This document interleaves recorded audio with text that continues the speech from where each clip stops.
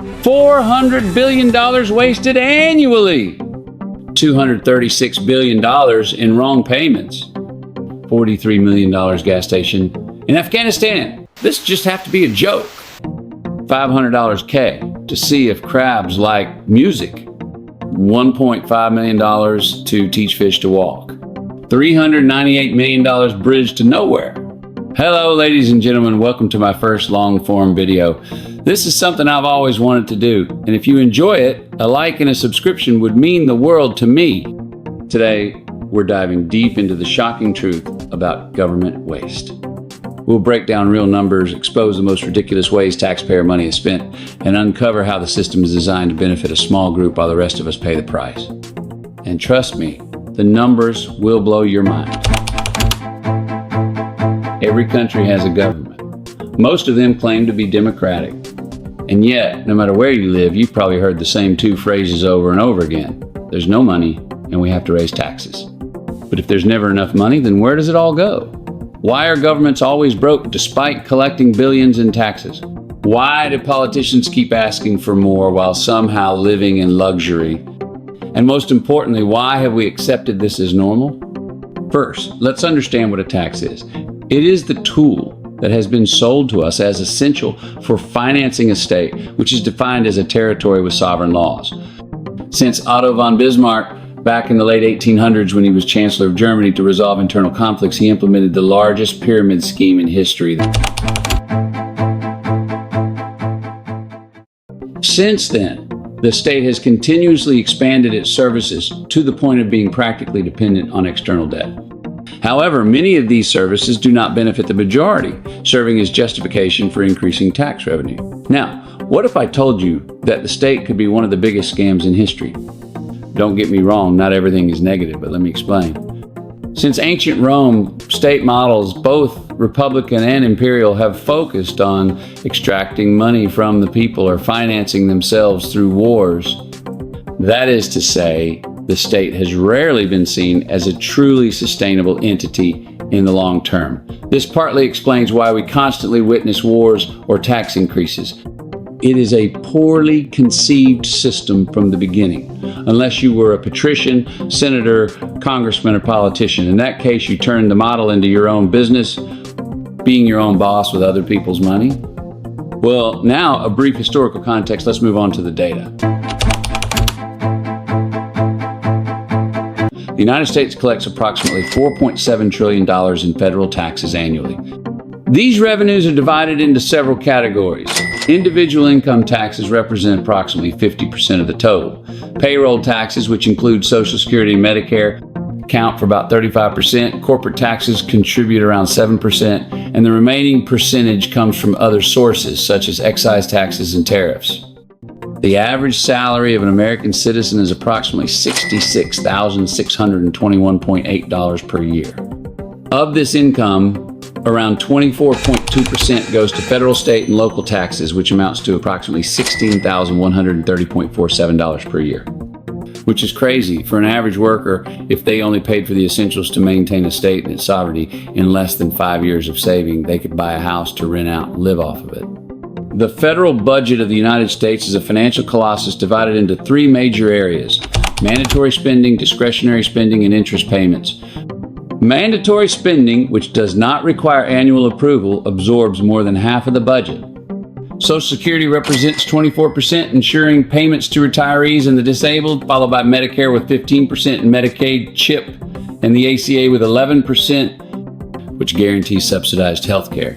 In total, these programs consume 50% of government revenue, growing year after year due to the aging population and rising healthcare costs. 50% of the budget gone, and we haven't even mentioned control, territory, the basics of a state. Discretionary spending, that is health, pensions among others, approved annually by Congress, represents 30% of the budget. The largest portion, 15%, is allocated to defense, funding everything from military bases to weapons technology development.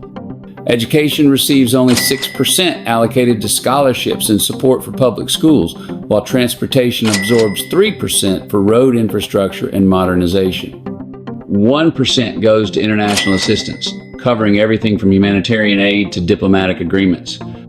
A significant portion of this spending has recently been allocated to assistance for Ukraine, with the United States providing at least $123 billion in total aid since the Russian invasion in 2022, of which $69 billion corresponds to military aid. And I can't blame Trump. They need to at least partially recover that money.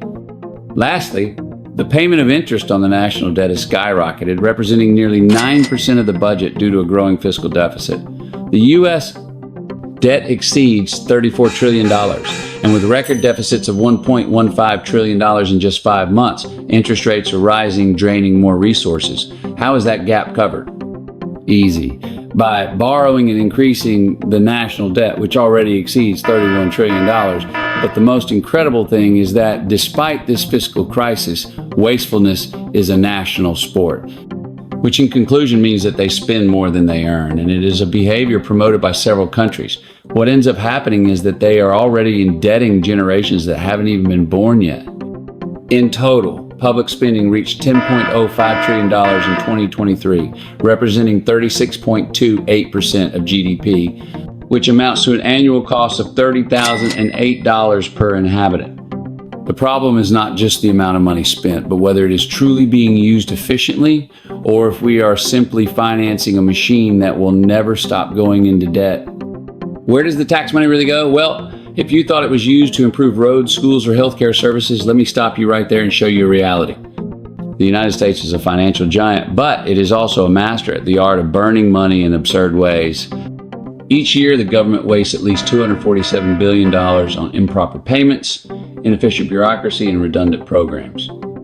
That means that while some citizens count every penny to pay their bills, the state happily pays pensions to the dead for more than $1 billion. Yes, you read that right. Tax money sometimes funds people who have stopped breathing years ago. But the show doesn't end there. Let's take a look at some of the most brilliant ways in which public funds have been squandered. $1.5 million to investigate if a tropical fish could learn to walk on land. Because, of course, the future of humanity depends on fish being responsible pedestrians. $43 million on a gas station in Afghanistan for natural gas cars, in a country where almost no one has cars of that type.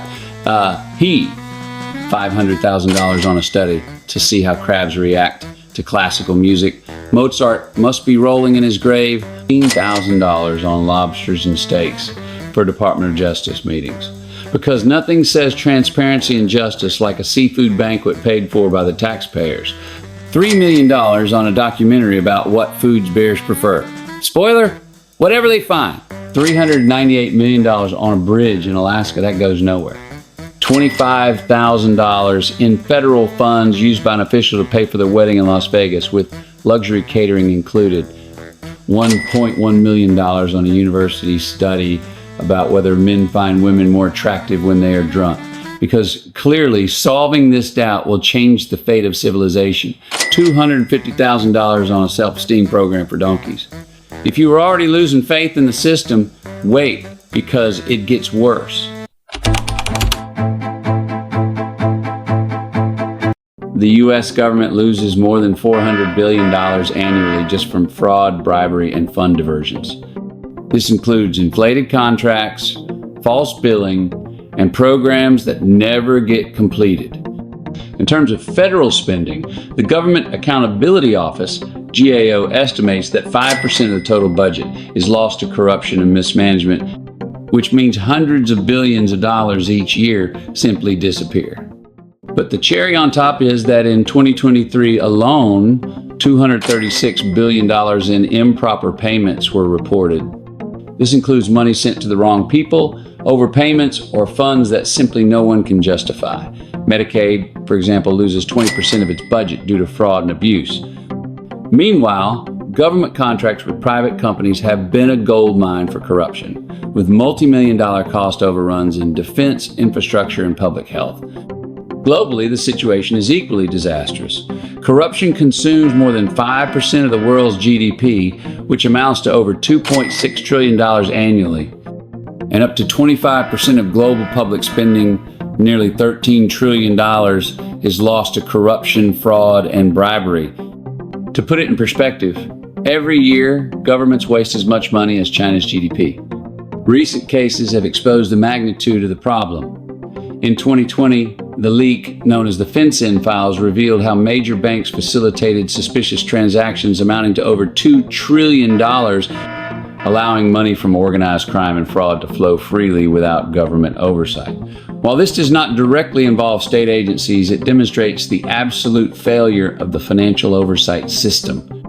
In the end, the reality is that every year, hundreds of billions of dollars from ordinary people's taxes are diverted or wasted on corruption, fraud, and mismanagement.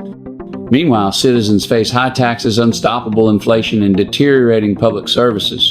The state not only wastes your money, it does so shamelessly. To illustrate the impact of corruption on personal finances, let's consider John, an average worker in the United States. According to recent data, the average annual salary in the country is approximately $63,795. Depending on his marital status and other factors, John could be subject to a federal tax rate that varies between 22% and 24% for income in that range. This means that annually, John would pay between $14,035 and $15,310 in federal taxes.